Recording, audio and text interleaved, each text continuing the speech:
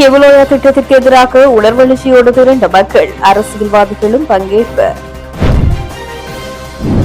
அனைத்து மின் விளக்குகளும் அணைக்கப்பட்டு கிளிநொச்சியில் கொலை குற்றவாளிக்கு மரண தண்டனை. நீதி அமைச்சின் மோசடியை அம்பலப்படுத்திய சட்டத்தரணி அர்ச்சனா. சஜித் வேண்டாம் என்றால் நாமனுடன் கூட்டணி, ஐக்கிய தேசிய கட்சியின் முடிவு. முள்ளியவளை பொன்னகரில் மாவீரர் நினைவாக அமைக்கப்பட்டுள்ள புதிய ஆலயம். திருகோணமலை கடற்கரை சிலை விவகாரம், ஹஸ்ரபதேரர் உள்ளிட்டோருக்கு நீதிமன்றம் பிறப்பித்த உத்தரவு. இந்திய கடற்தொழிலாளர்களின் கல்லறை தாக்குதல், 4 படுகாயம். யாழ் பாதுகாப்பு படை தலைமையகத்தை அகற்றும் திட்டம், வெளியான அறிவிப்பு. கமல் ராஜபக்சவின் இளைய மகனுக்கு சிவப்பு பிடியாணை நடவடிக்கை. தமிழர் பிரதேசங்களை நீருக்குள் மூழ்கடிக்கும் அனுர அரசின் திட்டம், சாடும் சுமந்திரன். மின்சார திருத்தம் விரைவில், IMF-க்கு வழங்கப்பட்ட உறுதி. விசாரணை வலையில் சிக்கும் முன்னாள் அமைச்சர், 1000 கோடி ரூபாய் சொத்து குவிப்பு. தொடர்பது விரிவான செய்திகள். வவுனியாவில் முன்னெடுக்கப்படவுள்ள கிவலோயா திட்டத்துக்கு எதிரான மக்கள் எழுச்சி போராட்டம் இன்று உணர்வெழுச்சியுடன் நெடுங்கணியில் இடம்பெற்றது. தமிழ் தேசிய மக்கள் முன்னணி தவிர்த்து தமிழ் தேசிய கட்சிகள் மற்றும் பொது அமைப்புகள் ஒன்றிணைந்து ஏற்பாடு செய்திருந்த குறித்த எதிர்ப்பு போராட்டம் காலை 10:30 மணிக்கு நெடுங்கணி பேருந்து நிலையத்தில் ஆரம்பமாகியது. இதன்போது கிவலோயா நீர் திட்டத்திற்கு எதிரான பதாதைகளை மக்கள் தாக்கியிருந்ததுடன் கோஷங்களையும் எழுப்பியிருந்தனர். தொடர்ந்து ஆர்ப்பாட்டக்காரர்கள் நெடுங்கணி பிரதேச செயலகம் வரை ஊர்வலமாக கோஷங்களை எழுப்பியவாறு சென்றிருந்தனர். அங்கும் மக்கள் ஒன்று கூடி தமது எதிர்ப்பு போராட்டத்தை நடத்தியதுடன் நெடுங்கணி பிரதேச செயலாளரிடம் மகஜர் ஒன்றினையும் ஜனாதிபதிக்கு அனுப்புவதற்காக வழங்கியிருந்தனர். குறித்த ஆர்ப்பாட்டத்தில் தமிழ் தேசிய கட்சிகளை சேர்ந்த MA சுமந்திரன், CVK சிவஞானம், சுரேஷ் பிரேமச்சந்திரன், துளசி, முச்சந்திரகுமார், பாராளுமன்ற உறுப்பினர்களான சத்தியலிங்கம், ஸ்ரீதரன், ரவிகரன், சாணக்கியன், செல்வம் அடைக்கலநாதன் மற்றும் பொது அமைப்புகளின் பிரதிநிதிகள் என்று இதில் 100கணக்கானோர் பங்கேற்றிருந்தனர். 25% சிங்கள மக்களை குடியேற்றினால்தான் பிற்காலத்தில் இவர்கள் தமிழீழ கோரிக்கையை முன்வைக்க மாட்டார்கள் என்ற ஒரு திட்டம் எல்லா அரசாங்கத்திடமும் இருக்கிறது. அதனுடைய ஒரு தொடர்ச்சியாகத்தான் இந்த கிவலோயா என்று சொல்வது கூட ஏற்கனவே JR ஜெயவர்தன அரசாங்கத்திற்கு தெரியும். மகாவலி எல்வலயத்திற்கு மகாவலி தண்ணி வர மாட்டாது என்பது அவர்களுக்கு தெரியும். அப்படி இருந்தும் மகாவலி எல்வலயம் ஏன் கொண்டு வரப்பட்டது என்றால் சிங்கள மக்களை குடியேற்றுவதற்காக கொண்டு வரப்பட்டது. முக்கியமாக சிறைச்சாலைகளில் இருந்தவர்கள் கிரிமினல் கொண்டு குடியேற்றப்பட்டார்கள். இன்றைக்கு அவர்களுக்கு தண்ணீர் தேவை என்பதற்காக மிச்சம் சொச்சமாக இருக்கக்கூடிய பழங்குடி தமிழ் மக்களுடைய நிலங்களை கபலீகரம் செய்து 10,000 ஏக்கர் காடுகளை அழித்து அங்குள்ள சிறு குளங்கள் வயல்களை அழித்து தமிழ் மக்களை அந்த மண்ணில் இருந்து விரட்டி அவர்கள் ஒரு புதிய நீர்ப்பாசன திட்டத்தை கொண்டு வர யோசிக்கிறார்கள். அதனுடைய முக்கியமான நோக்கம் என்னவென்றால் இந்த குடியேற்றங்கள் இதனுடன் முடிந்து போகாது. நெடுங்கேணி, மாங்குளம், பவனிக்குளம், மடு ஈராக அவர்களது இந்த மகாவலி அபிவிருத்தி திட்டத்தினுடைய சிறகுகள் பறந்து விரிந்திருக்கிறது. ஆகவே அவருடைய குடியேற்றங்கள் என்பது வவுனியாவை சுற்றி வளைத்து அந்த குடியேற்றங்கள் என்பது நடக்கும் என்பது மாத்திரமல்ல, திருகோணமலை மாவட்டத்தில் என்ன மாதிரி சேருவாவில் என்ற ஒரு சிங்கள தொகுதி வந்ததோ அதே பாணியில் வவுனியாவிலும் முல்லைத்தீவையும் இணைத்து ஒரு சிங்கள தொகுதியை கொண்டு வருவதற்கான ஒரு முயற்சியினுடைய ஒரு கட்டம்தான். நாங்கள் கேட்பதை நீங்கள் இனவாதம் என்று சொல்வதை அரசாங்கம் நிறுத்திக் கொள்ள வேண்டும். நாங்கள் இனவாதிகள் அல்ல, மதவாதிகள் அல்ல. சிங்கள மக்களுடைய பிரதேசங்களை நாங்கள் கேட்கவில்லை. தமிழ் மக்களுக்கு உரித்தான தமிழ் மக்களின் நிலங்களை, தமிழ் மக்களின் குலத்தை, தமிழ் மக்களின் மண்ணை கேட்கிறோம். போராட வந்த அனைவரும் இந்த போராட்டம் இத்துடன் நிறுத்திவிடக் கூடாது. அரசாங்கம் இதை கைவிடும் வரையில் இவை தொடர வேண்டும் என்று கேட்டு விடைபெறுகின்றேன். எங்களுடைய விஜயபூமி இப்போது கிவலோயா என்று கொண்டு வந்து எங்களுடைய வவுனியா வடக்கிலும் முல்லைத்தீவிலும் அட்டகாசமான அபகரிப்புகள் நடைபெற்றுக் கொண்டிருக்கின்றன.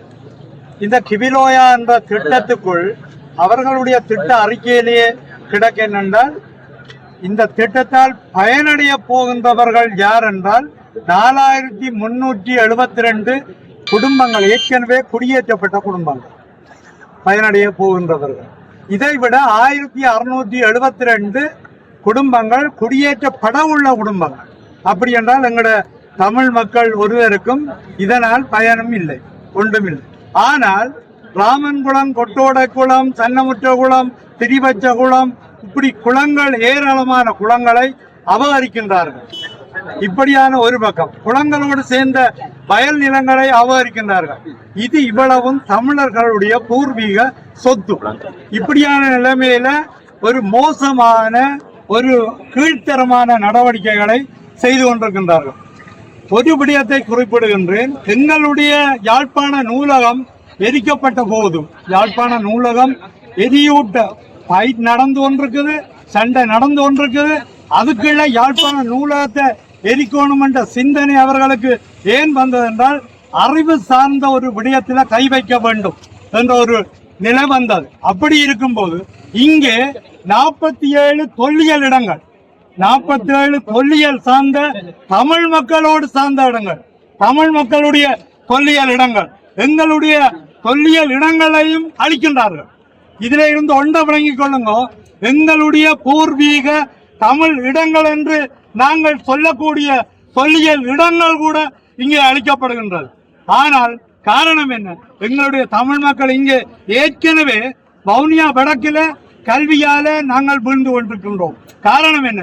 இவர்கள் இப்படி காணி பிடிக்க என்னென்று இருக்கிறது மக்கள், இப்படியான நிலைமைகள் இருக்குது. வவுனியா வடக்க நாங்கள் காப்பாற்ற வேண்டும் என்றால் நாங்கள் எல்லோரும் போராடத்தான் வேணும். நாங்கள் எங்கேயோ எங்களை இருக்கிற இடத்துல, அன்றைக்கு பாராளுமன்றத்தில் கலைக்க போக எங்களுக்குரியதாக தெரிவிக்கப்படாத இடத்துல நாங்கள் போய் கலைக்க வேண்டி இருந்தது. ஆனால் நானும் சத்தியலிங்கம் டாக்டரும் உடனடியாக தேடி தெரிஞ்சு போக, நாங்கள் கலைக்க போக அவர்களுக்கு வியப்பு என்னென்றால், எங்களுடைய இப்படியான சம்பவங்களை நாங்கள் சுட்டிக்காட்டி கதைத்தோம். எங்களுடைய இடம், நாங்கள் அம்பாந்தோட்டைக்கு விரையில காணி பிடிக்க, அல்லது மாத்தரைக்கு விரையில காணி பிடிக்க, நாங்கள் எங்கட வடக்கு கிழக்கு எங்களுடைய பூர்வீக தமிழர் தாயகம். அதனால எங்கட இடத்திற்கு வந்து நீங்கள் மோதாதீங்க. ஜானி எங்களோட மோதப்பட போகணும். ஜானிய மோதப்படாதீங்க. தேவையென்றால் நீங்கள் வாங்க, நாங்கள் மோதுவோம் என்று குறிப்பிடவில்லை. கிபிலோயா திட்டம் உங்களுக்கு தெரியும், ஏற்கனவே சொன்னதை போல 83ஆம் ஆண்டு வேற மாகாணங்கள்ல இருந்து கொண்டு வந்து குடியேற்றப்பட்ட மக்களுடைய நீர் தேவைக்காக கொண்டு வரப்பட்டதுதான் இந்த கிபிலோயா திட்டம். இங்க மகாவலி தண்ணி வர இல்ல, நெடுங்கேணியில பெய்கிற மழை நீரை சேகரித்து குடியேற்றவாசிகளுக்கு கொடுப்பதானதான் இந்த கிபிலோயா திட்டம். இந்த கிபிலோயா திட்டம் 2011ஆம் ஆண்டு எழுதப்பட்டது, அறிமுகப்படுத்தப்பட்டது, அதுக்கு அப்ரூவல் கொடுக்கப்பட்டது. இப்போது 16 வருடங்களுக்கு பிறகு இந்த புதிய அரசாங்கம் அதை தூசு தட்டி எடுத்து இந்த வருடம் 2500 மில்லியன் ரூபாய் ஒதுக்கி இருக்கிறது. மொத்தமாக கிட்டத்தட்ட 24,000 மில்லியன் ரூபாய் செலவில் 2031ஆம் ஆண்டு இந்த திட்டத்தை முடிப்பதாக சொல்லி இருக்கிறார்கள். இதால எங்கட வவுனியா வடக்குக்கு பாரிய பிரச்சனைகள் இருக்கின்றது. நாங்கள் அந்த துண்டு பிரசத்திலே எல்லாம் போட்டிருக்கிறோம்.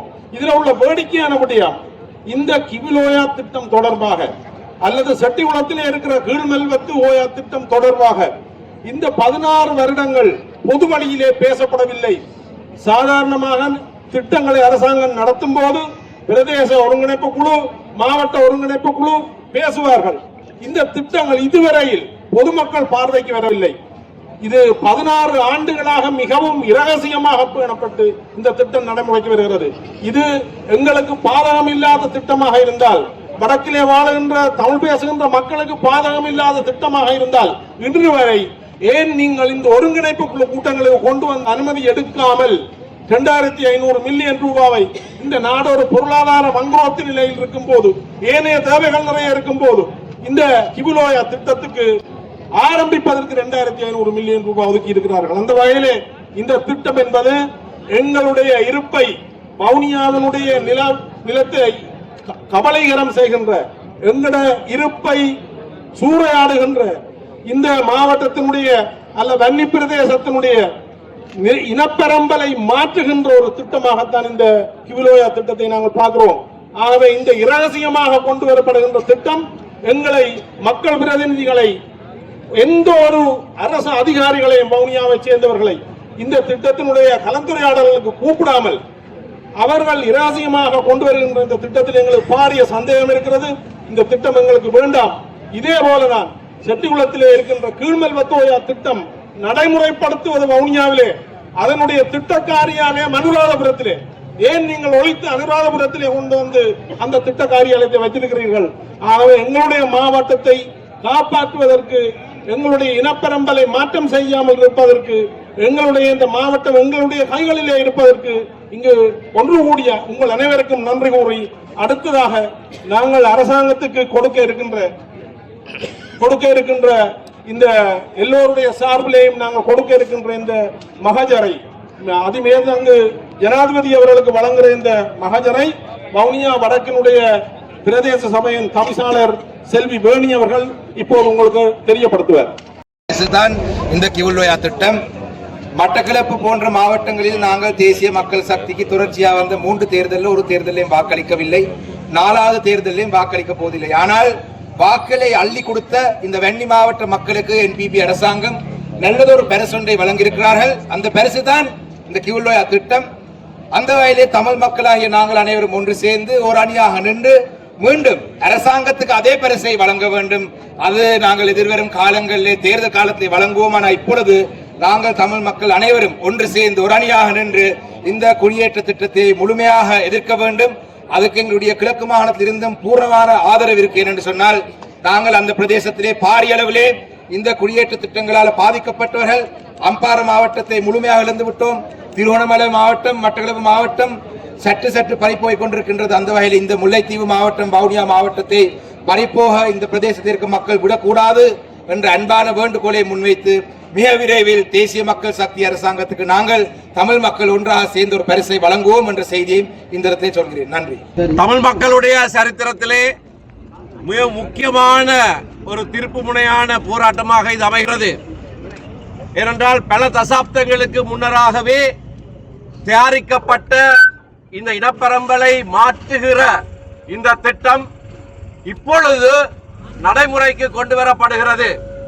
அமைச்சரவை அங்கீகாரம் கடந்த திங்கட்கிழமை கொடுக்கப்பட்டிருக்கிறது. பல தசாப்தங்களுக்கு முன்னர் நீண்ட காலமாக வடக்கிலேயும் கிழக்கிலேயும் இனப்பரம்பலை மாற்றுகிற திட்டம் அது வெவ்வேறு திணைக்களங்களின் மூலமாக அமுல்படுத்தப்பட்டிருப்பது எங்களுக்கு தெரியும். கல்லோயா திட்டத்திலே இருந்து விசேஷமாக கிழக்கின் இனப்பரம்பல் வெகுவாக பாதிக்கப்பட்டிருக்கிறது. அப்படியாகவே நகர்ந்து வந்து முல்லைத்தீவு மாவட்டம், வவுனியா வடக்கு போன்ற பிரதேசங்களிலேயும் இனப்பரம்பலை மாற்றுகிற திட்டம் அமுலிலே இருக்கிறது. எங்களுக்கு ஏற்கனவே தெரியும், மணலாறு வெளியோயாக மாறிவிட்டது. இப்படியாக பல இடங்கள் முழுக்க மாற்றப்பட்டிருக்கிறது. இந்த கிவுலோயா திட்டம் என்பது இந்த பாரியதொரு வேலை திட்டத்திலே ஒரு பகுதி. இது கைவிடப்பட்ட திட்டமாக இருந்தாலும் கூட இப்பொழுது மீண்டும் அதற்கு உயிர்ப்பு கொடுக்கப்பட்டிருக்கிறது. அமைச்சரவை அங்கீகாரம் கொடுக்கப்பட்டிருக்கிறது. பணம் ஒதுக்கப்பட்டிருக்கிறது. இந்த வருஷத்துக்கு பணம் ஒதுக்கப்பட்டிருக்கிறது. போதிய அளவு பணத்தை இதற்காக அவர்கள் செலவு செய்ய இருக்கிறார்கள். தமிழ் பிரதேசம் முழுவதும் நீருக்குள்ளே அமிழ்த்தி அதிலே இருந்து வருகிற நீர்ப்பாசனத்தின் மூலமாக ஏற்கனவே குடியேற்றம் செய்யப்பட்ட சிங்கள பிரதேசங்களுக்கு இந்த நீர்ப்பாசன தண்ணீரை கொடுப்பதற்கான திட்டம். அதிலேயும் விசேஷமாக இந்த திட்டத்திலேயே சொல்லப்பட்டிருக்கிறது, புதிய குடியிருப்பாளர்களையும் கொண்டு வந்து அங்கே அமர்த்துவார்கள் என்று. இப்பொழுது இருக்கிற அந்த பிரதேசங்களிலே தமிழ் மக்களை குடியேற்ற முடியாது. ஏனென்றால் அங்கே ஏற்கனவே குடியேற்றப்பட்டவர்கள் 100% சிங்கள மக்கள் குடியேற்றப்பட்டிருக்கிறார்கள். எப்படியானவர்களை எல்லாம் கொண்டு வந்து குடியேற்றினார்கள் என்று எங்களுக்கு தெரியும். தமிழ் மக்களை இந்த வேளையிலே கொண்டு போய் அங்கே குடியேற்றுவது என்பது முற்று முழுதும் அசாத்தியமான ஒரு விடயம். ஆகையினாலே இந்த திட்டத்தை அமுல்படுத்துவது என்பது நீண்ட காலமாக பல்வேறு அரசாங்கங்கள் மாறி மாறி வந்தபோது கொண்டு வரப்பட்ட ஒரு திட்டத்தின் நீட்சியாகத்தான் இது காணப்படுகிறது. இந்த அரசாங்கம் மிக தெளிவாக ஒரு வாக்குறுதியை கொடுத்திருந்தது. அதாவது இனப்பெரம்பலை மாற்றுகிற எந்த அபிவிருத்தி திட்டத்தையும் நாங்கள் அமுல்படுத்த மாட்டோம் என்பதை எழுத்திலே தெளிவாக சொல்லி இருக்கிற அந்த அரசாங்கம் தான் இப்பொழுது அதற்கு உத்தியோகபூர்வ அனுமதியை கொடுத்து அந்த திட்டத்தை நடைமுறைப்படுத்த இருக்கிறார்கள். ஆனபடியினால் தான் இது சரித்திர முக்கியத்துவம் வாய்ந்த ஒரு நிகழ்வு. ஒன்றாக சேர்ந்து தமிழ் மக்கள் அனைவரும் எந்தவித கட்சி பேதமும் இல்லாமல் கட்சிகளை சேராதவர்களும் அரசியலிலே இல்லாதவர்களும் அனைவருமாக சேர்ந்து வடக்கு கிழக்கு தமிழ் மக்கள் எங்களுடைய பூர்வீகத்தை பாதுகாக்கிற இந்த நிகழ்ச்சியிலே இன்றைக்கு ஒன்று சேர்ந்திருக்கிறோம். இந்த செய்தியைத்தான் நாங்கள் இப்பொழுது அரசாங்கத்துக்கு எழுத்து மூலமாக அறிவிக்க இருக்கிறோம். இன்று தமிழ் மக்களால் முன்னெடுக்கப்பட்ட கிவிலோயா திட்டத்துக்கு எதிரான இந்த போராட்டம் மிக முக்கியத்துவம் வாய்ந்தது. காரணம், ஒரு நீண்டகால அடிப்படையில் குறிப்பாக இலங்கை சுதந்திரம் பெற்ற காலத்திலிருந்து முல்லைத்தீவு வவுனியா மாவட்டங்களில் இருக்கின்ற தமிழ் மக்களுடைய செறிவை குறைத்து அவர்களுடைய இடுப்பை இல்லாமல் செய்வதற்கான முயற்சிகளில் இலங்கை அரசில் மாறி மாறி வந்த அரசாங்கங்கள் பெருமுயற்சிகளை எடுத்தார்கள். அதனுடைய ஒரு கட்டமாகத்தான் மகாவலி எல்வலிய திட்டம் என்பது கொண்டு வரப்பட்டது. மகாவலி எல்வலிய திட்டம் சாத்தியப்படாத ஒன்றாக, ஒரு சொட்டு தண்ணீரும் பதவியா ஊடாக இந்த கொக்குளாய் கொக்கு தொடுவாய் வவுனியா பகுதிகளுக்கு வர முடியாது என்பதை இனங்கண்ட பின்னர் அதற்கு மாற்றீடான ஒரு திட்டமாக கிவிலோயா திட்டம் வவுனியா மாவட்டத்தினுடைய ஒரு பகுதியில் இருந்து ஒரு குளத்தை அமைத்து அதனூடான அந்த தண்ணியை எடுத்து கொக்குளாய் வரை கொண்டு செல்வது, மன்னார் வரை கொண்டு செல்வதற்கான ஒரு புதிய திட்டத்தை அரசாங்கம் 2010ஆம் ஆண்டிலே நடைமுறைப்படுத்த முயற்சித்தது. இது தொடர்பாக 2022ஆம் ஆண்டே வன்னி மாவட்ட நாடாளுமன்ற உறுப்பினராக இருந்த சார்ல்ஸ் நிர்மல்நாதன் அவர்கள் பாராளுமன்றத்தில் தெளிவாக இந்த விடயத்தினுடைய ஆபத்துக்களை அவர் முன்வைத்திருந்தார். அதன் பிற்பாடு கூட இப்பொழுது வந்திருக்கிற அரசும் கிட்டத்தட்ட 27,000 மில்லியன் ரூபாய் வரை செலவழித்து 5 வலயங்களாக அங்கு இருக்கின்ற மக்களுடைய எண்ணங்களையும் பிரதேசவாதிகளுடைய கருத்துக்களையும் இல்லாமல் செய்து ஏற்கனவே வைத்திருக்கிற காணி உரிமையாளருடைய காணிகளையும் பறித்து, குறிப்பாக வெளியோயா என்று சொல்லப்படுகிற இந்த மணலாறு பகுதியிலே ஆமியன் மலை, கந்தசாமி மலை, புளியந்தீவு, கொக்குளாய், கொக்கு தொடுவாய், கர்நாட்டுக்கேணி போன்ற பகுதிகளில் இருந்த தமிழ் மக்களுடைய காணிகள் மகிந்த காலத்திலே அந்த காணிகளுக்கான ஏற்கனவே உறுதி இருந்து போமிட்டு இருந்த காணிகளும் பறிக்கப்பட்டு சிங்கள மக்களுக்கு உறுதி வழங்கப்பட்டிருக்கிறது. அதனுடைய தொடர்ச்சியை இப்பொழுது இருக்கிற அனுர அரசும் மிக தெளிவாகவே கையாளுகிறது இனவாத நோக்கத்தோடு.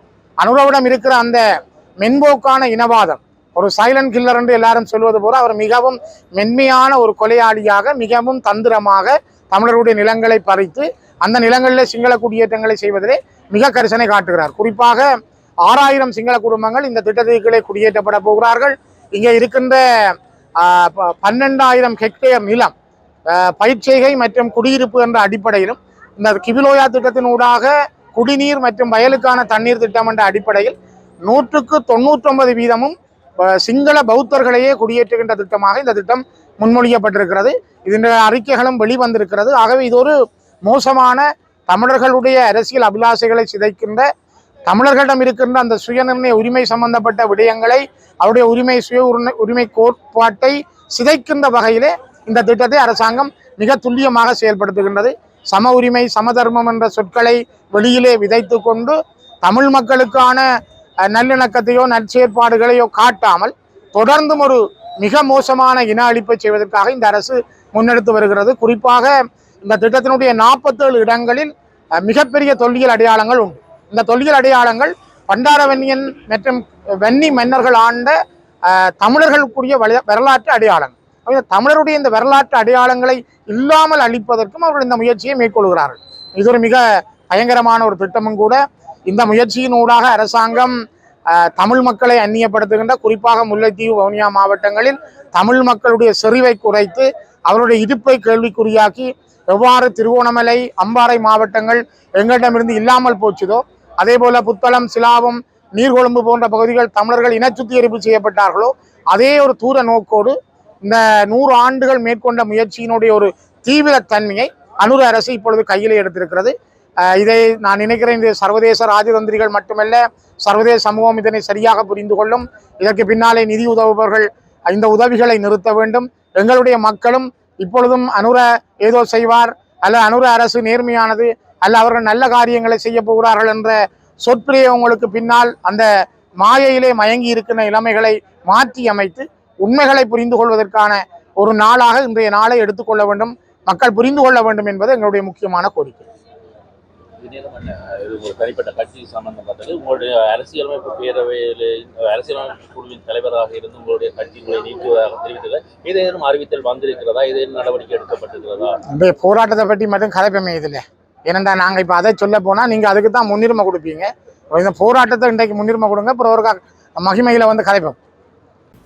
கிளிநொச்சி மேல் நீதிமன்றத்தினால் கொலை குற்றவாளி ஒருவருக்கு இன்றைய தினம் மரண தண்டனை தீர்ப்பு வழங்கப்பட்டது. முல்லைத்தீவு புதுக்குடியிருப்பு போலீஸ் பிரிவிற்குட்பட்ட குரவில் கிராமத்தில் கடந்த 2014ஆம் ஆண்டு இடம்பெற்ற கொலையின் பிரதான சந்தேக நபருக்கு இன்றைய தினம் பகல் 12 மணிக்கு கிளிநொச்சி மேல் நீதிமன்றத்தினால் குறித்த மரண தண்டனை தீர்ப்பு வழங்கப்பட்டுள்ளது. இந்த சம்பவம் பற்றி தெரிய வருவதாவது, கடந்த 2014ஆம் ஆண்டு மாசி மாதம் 11ஆம் தேதி அன்று புதுக்குடியிருப்பு போலீஸ் பிரிவிற்குட்பட்ட உடையார்கட்டு குரவில் பகுதியில் பூப்புனித நீராட்டு விழா நிகழ்வில் கலந்து கொண்ட இருவருக்கிடையில் ஏற்பட்ட வாய் தர்க்கம் ஏற்பட்டிருக்கின்றது. அதன் பொழுது அதே இடத்தை சேர்ந்த அர்ஜுனன் ரஜீவன் என்ற 19 வயதுடைய நபர் கத்தியால் வயிற்றில் குற்றப்பட்டு படுகாயமடைந்த நிலையில் புதுக்குடியிருப்பு வைத்தியசாலையில் அனுமதிக்கப்பட்டு பின்னர் மேலதிக சிகிச்சைகளுக்காக முல்லைத்தீவு மாவட்ட பொது வைத்தியசாலையில் அனுமதிக்கப்பட்ட நிலையில் அவர் சிகிச்சை பலனின்றி உயிரிழந்திருக்கின்றார். இது தொடர்பில் விசாரணைகளை முன்னெடுத்த புதுக்குடியிருப்பு போலீசார் சம்பவத்துடன் தொடர்புபட்ட சந்தேக நபரை கைது செய்து இரத்த மாதிரிகள், சான்று பொருட்கள் என்பவற்றையும் முல்லைத்தீவு மாவட்ட நீதிமன்றத்தில் முன்னிலைப்படுத்தியிருந்தனர். குறித்த வழக்கானது ஆரம்பத்தில் வவுனியா மேல் நீதிமன்றத்திலும் பின்னர் கிளிநொச்சி மேல் நீதிமன்ற நடவடிக்கைகள் ஆரம்பிக்கப்பட்ட நிலையில் சட்டமா அதிபர் திணைக்களத்தினால் குறித்த வழக்கு கிளிநொச்சி மேல் நீதிமன்றத்தில் முன்னெடுக்கப்பட்டு விசாரணைகள் நிறைவு பெற்றுள்ள நிலையில் இன்றைய தினம் 2ஆம் தேதி குறித்த வழக்கு கிளிநொச்சி மேல் நீதிமன்ற நீதிபதி அலெக்ஸ் ராஜா முன்னிலையில் தீர்ப்புக்காக எடுத்துக் கொள்ளப்பட்டது. சந்தேக நபருக்கு எதிர்த்தரப்பு சட்டத்தரணி எஸ். ஸ்ரீகாந்தா முன்னிலையில் தீர்ப்பு வாசித்து காட்டப்பட்டதுடன் அவருக்கு மன்றிற்கு ஏதாவது கூற விரும்புகின்றீர்களா என்று கேள்வி கேட்கப்பட்டு அவருக்கான சந்தர்ப்பம் வழங்கப்பட்டதை அடுத்து நீதிமன்றத்தின் அனைத்து மின்விளக்குகளும் அணைக்கப்பட்டு அனைவரும் எழுந்து நின்று குறித்த தீர்ப்பு வழங்கப்பட்டுள்ளது. ஐக்கிய தேசிய கட்சிக்கும் ஐக்கிய மக்கள் சக்திக்கும் இடையில் நடைபெற்று வரும் பேச்சுவார்த்தைகள் தோல்வியடைந்தால் ஸ்ரீலங்கா பொதுஜன பெரமுனவின் தேசிய அமைப்பாளர் நாமல் ராஜபக்சவுடன் கூட்டணி அமைக்க ஐக்கிய தேசிய கட்சி எத்தனித்துள்ளதாக தகவல்கள் வெளியாகியுள்ளது. எஸ்டிபியுடன் ஒரு உடன்பாட்டை எட்ட முடியாவிட்டால் அத்தகைய மாற்று அரசியல் பாதை பின்பற்றப்படுவது தவிர்க்க முடியாதது என்று கட்சி வட்டாரங்கள் கூறுகின்றன. சமீபத்திய நாட்களில் எதிர்க்கட்சி நாடாளுமன்ற உறுப்பினர்கள் குழுவுடன் நாமல் ராஜபக்ஷ நடத்திய கலந்துரையாடல்கள் தொடர்பான தகவல்களும் வெளியாகி வருகின்றன. ஐக்கிய தேசிய கட்சி மற்றும் ஐக்கிய மக்கள் சக்தி ஆகிய கட்சிகளை இணைப்பதற்கான முயற்சிகள் இன்னும் வெற்றி பெறவில்லை என்று அக்கட்சியின் செயற்பாட்டாளர்கள் குறிப்பிட்டுள்ளனர். கடந்த ஜனாதிபதி தேர்தல் மற்றும் பொது தேர்தல்களின் போதும் இதேபோன்ற திட்டங்கள் முன்வைக்கப்பட்டாலும் ஐக்கிய மக்கள் சக்தி தலைமையின் அலட்சிய அணுகுமுறையால் அவை தோல்வியடைந்தன. தற்போதைய சூழ்நிலையில் ஒன்றுபடாவிட்டால் தேர்தல் வெற்றிகள் கடினமாக இருக்கும் என்று ஐக்கிய மக்கள் சக்தி தொகுதி அமைப்பாளர்கள் ஏற்கனவே தங்கள் தலைமைக்கு எச்சரிக்கை விடுத்துள்ளனர். ஐக்கிய தேசிய கட்சியின் செயற்குழு ஐக்கிய மக்கள் சக்திக்கு ஒரு முன்மொழிவை சமர்ப்பித்திருந்தாலும் அதற்கு இன்னமும் சரியான பதில் கிடைக்கவில்லை. ஐக்கிய தேசிய கட்சி நாடாளுமன்ற உறுப்பினர்களை ஒரு கட்சியாக அதிகாரப்பூர்வமாக பேச்சுவார்த்தை நடத்துவதற்கு பதிலாக தனித்தனியாக கையாள்வதற்கான ஐக்கிய மக்கள் சக்தியின் தலைமையின் முயற்சி கூட்டணியை உருவாக்குவதற்கு ஒரு தடையாக இருப்பதாக கட்சி உறுப்பினர்கள் சுட்டிக்காட்டுகின்றனர். இலங்கை வாழ் மக்கள் முழுமையான சுதந்திரத்தை இன்னமும் அடையவில்லை என கொழும்பு பேராயர் கர்தினால் மெல்கம் ரஞ்சித் ஆண்டகை தெரிவித்துள்ளார். இலங்கை மக்கள் முழுமையான சுதந்திரத்தை அடைவதற்கு இன்னும் முயற்சி செய்ய வேண்டிய நிலையில் உள்ளதாகவும் அதற்கு சட்டத்தின் ஆட்சி வலுப்படுத்தப்படுவது அத்தியாவசியம் என்றும் குறிப்பிட்டுள்ளார். சுதந்திர தினத்தை முன்னிட்டு வெளியிட்ட சிறப்பு செய்தியில் அவர் இதனை தெரிவித்துள்ளார். முழுமையான சுதந்திரத்தை அடைய சட்டத்தின் ஆட்சி இன்றியமையாதது என தெரிவித்துள்ளார். சட்டம் சமமாகவும் நீதியுடன் செயல்படும் சமூகம்தான் உண்மையான சுதந்திரத்தை அனுபவிக்க முடியும் என கர்தினால் ரஞ்சித் ஆண்டகே குறிப்பிட்டிருக்கின்றார். மேலும் அவர் நாட்டின் தற்போதைய நிலையை பார்க்கும்போது பொருளாதாரம், அரசியல், சமூக மற்றும் பண்பாட்டு துறைகளில் இலங்கை பெரிய அளவில் முன்னேற்றம் கண்டுள்ளதாக கூற முடியாது என்றும் சுட்டிக்காட்டினார். உண்மையான சுதந்திரம் என்பது வெறும் அரசியல் சுயாட்சி மட்டுமல்ல, அது நீதியும் சமத்துவமும் பொறுப்புணர்வும் நிலவும் சமூக அமைப்பை உருவாக்குவதன் மூலம் மட்டுமே சாத்தியமாகும் என்றும் அவர் வலியுறுத்தினார். முள்ளியவளை புன்னகர் கிராமத்தில் மாவீரர் நினைவாக புதிதாக விநாயகர் ஆலயம் அமைக்கப்பட்டு தைப்பூச நாளான நேற்றைய தினம் பொதுமக்களிடம் கையளிக்கப்பட்டது. கடற்புலி மாவீரர் நல்லமுத்துவின் நினைவாக முள்ளியவிளை பொன்னகர் கிராமத்தில் பொதுமக்களின் வேண்டுகோளுக்கு இணங்க முல்லைத்தீவு கரைத்துறை பற்று பிரதேச சபை உறுப்பினர் ஜெகதீசனின் ஒழுங்குபடுத்தலில் குறித்த நிகழ்வு முன்னெடுக்கப்பட்டுள்ளது. குறித்து கிராம மக்களின் உதவியோடு நல்லமுத்து விநாயகர் ஆலயம் புதிதாக அமைக்கப்பட்டு உத்தியோகபூர்வமான முறையில் கும்பாபிஷேகம் மேற்கொண்டு மக்களிடம் நேற்றைய தினம் கையளிக்கப்பட்டுள்ளது. குறித்த நிகழ்வில் ஆலய பூசகர் வன்னி நாடாளுமன்ற உறுப்பினர் துரைராச ரவிகரன் மற்றும் முல்லைத்தீவு கரைத்துறை பற்று பிரதேச சபை உறுப்பினர் ஜெகதீசன், உபயகாரர்கள், பக்தர்கள் என்று இதில் பலர் கலந்து கொண்டனர். திருகோணமலை கடற்கரை பகுதியில் உரிய அனுமதியின்றி புத்தர் சிலை அமைத்த விவகாரத்தில் கைது செய்யப்பட்ட பலாங்குட கஸ்தபதியினர் உள்ளிட்ட 10 சந்தேக நபர்களையும் எதிர்வரும் பிப்ரவரி 9ஆம் தேதி வரை விளக்கமறியலில் வைக்குமாறு உத்தரவு பிறப்பிக்கப்பட்டுள்ளது. இது தொடர்பான வழக்கு இன்றைய தினம் விசாரணைக்கு எடுத்துக் கொள்ளப்பட்ட போது இந்த உத்தரவு பிறப்பிக்கப்பட்டுள்ளது. கடந்த 2025 நவம்பர் 16ஆம் தேதி திருகோணமலை நகரின் கடற்கரை ஓரத்தில் ஒரு குழுவினருடன் இணைந்த பௌத்த பிக்குகள் உரிய அனுமதியின்றி விகாரை அமைப்பதற்காக அடிக்கல் நாட்டி புத்தர் சிலையை பிரதிஷ்டை செய்தனர். குறித்த பகுதி கரையோர பாதுகாப்பு திணைக்களத்துக்கு சொந்தமானது. இக்கட்டுமானத்துக்கு நகரசபையிடமோ அல்லது திணைக்களத்திடமோ அவ்வித சட்டப்பூர்வ அனுமதியும் பெறப்படவில்லை என்ற குற்றச்சாட்டின் அடிப்படையில் கரையோர பாதுகாப்பு திணைக்களத்தினால் இந்த வழக்கு தொடரப்பட்டது. திருகோணமலை நீதவான் MNM சம்சுதீன் முன்னிலையில் இந்த வழக்கு கடந்த ஜனவரி 28ஆம் தேதி விசாரணைக்கு எடுத்துக் கொள்ளப்பட்ட போது இன்றைய தினம், அதாவது பிப்ரவரி 2 வரை அவர்களுக்கு விளக்கமறியல் நீடிக்கப்பட்டிருந்தது. இந்த நிலையில் இன்று காலை பலாங்குட ஹசபதேரர் மற்றும் 4 பிக்குகள் உட்பட 10 சந்தேக நபர்களும் பலத்த பாதுகாப்புக்கு மத்தியில் நீதிமன்றத்துக்கு அழைத்து வரப்பட்டனர். சந்தேக நபர்களுக்கு எதிராக கரையோர பாதுகாப்பு சட்டத்தின் கீழ் முன்வைக்கப்பட்டுள்ள குற்றச்சாட்டுகளை திரும்பப் பெறுவதற்கு சட்டமா அதிபர் திணைக்களம் மற்றும் திருகோணமலை துறைமுக போலீசார் கடும் மறுப்பு தெரிவித்தனர்.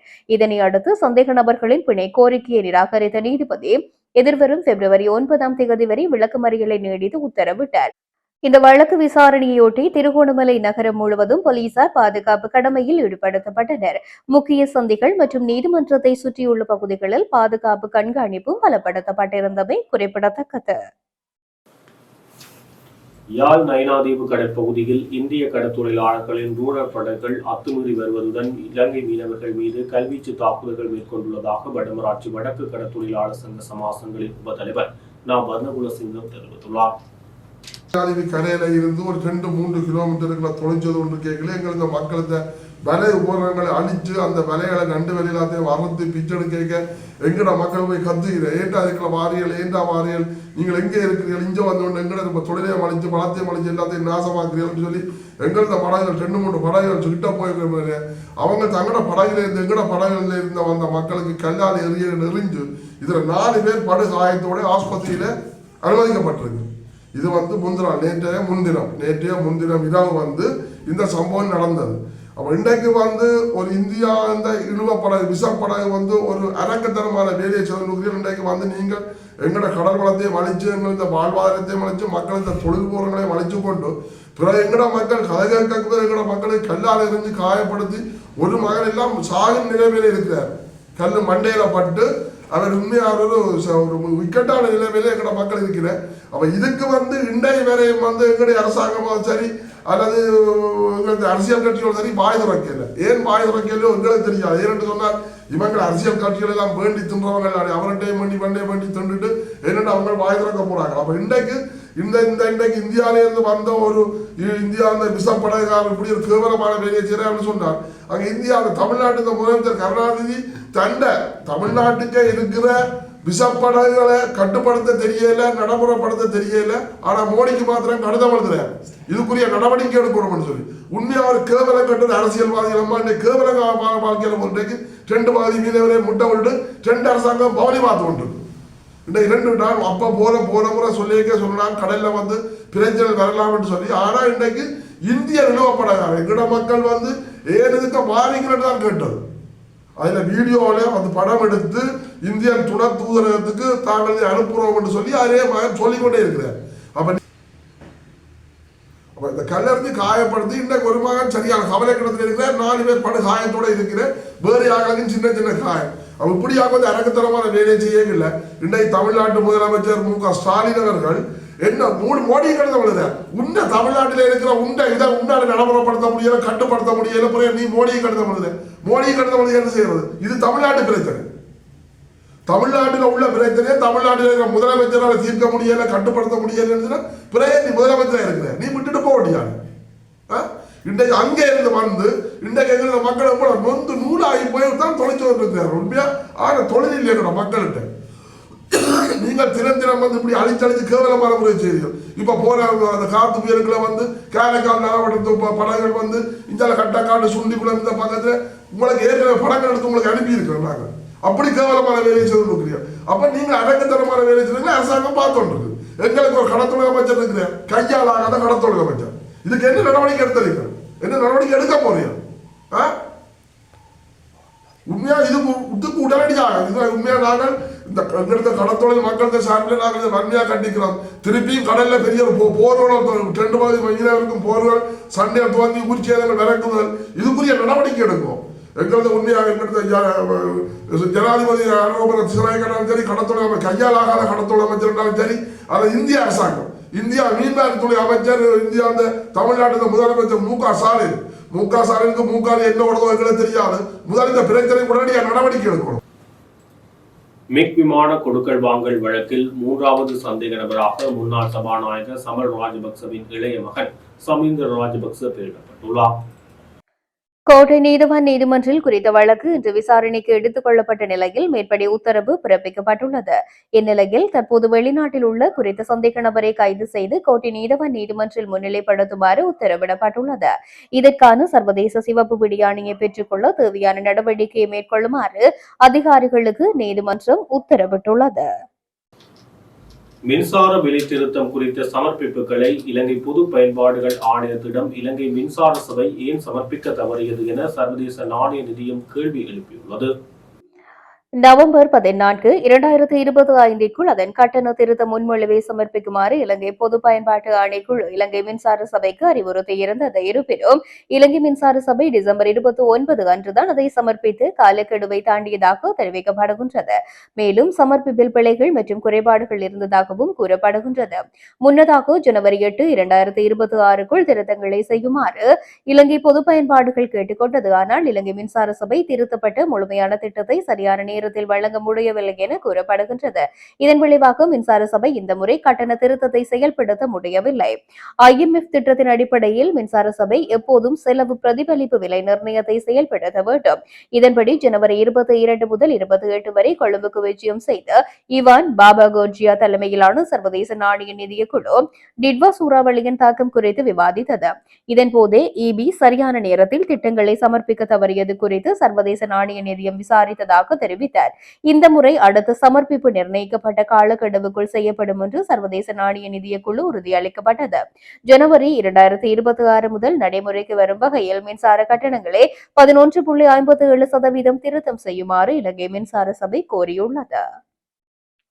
இத்துடன் ஜெஃப்னா கலரியின் இரவு நேர பிரதான செய்திகள் நிறைவு பெறுகிறது. மேலும் செய்திகளை அறிந்து கொள்ள நமது இணையதள பக்கமான www.jeffnagallery.lk என்ற இணையதளத்துடன் இணைந்திருங்கள்.